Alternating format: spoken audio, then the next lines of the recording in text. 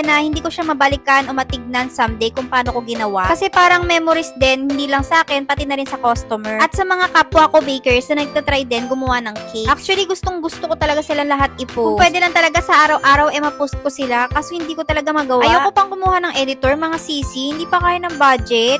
Hehe, chari. Pero seriously, hindi ko pa talaga kaya magtiwala. Home base pa kasi tayo and lahat ng videos ay nasa personal phone ko. By the way, napakakit ng cake natin ngayon dahil drawing na naman ulit, walang sawa. As long as hindi nagsasawa yung mga customers and mga viewers natin, bakit ba naman tayo magsasawa, di ba? Kung sila nga gustong-gusto yung ginagawa natin, di panindigan natin yan. Kahit hindi naman talaga tayo magaling mag-drawing. Buti na lang talaga may kapangyarihan yung kamay ko. Wala naman kasi talaga akong background ng arts. Bigla na lang talagang natuto. Siguro sa lakas na rin ng loob mag-accept ng mga cake orders. Pero thankful pa rin dahil till now, nagagawa naman natin na maayos yung mga cake orders nila. Kakachika natin, tapos na pala tayo. Ito na pala yung finished product. At kung nagustuhan nyo nga yung bento cake na to, parate na lang 1 to 10. Thank you so much for watching. Babush!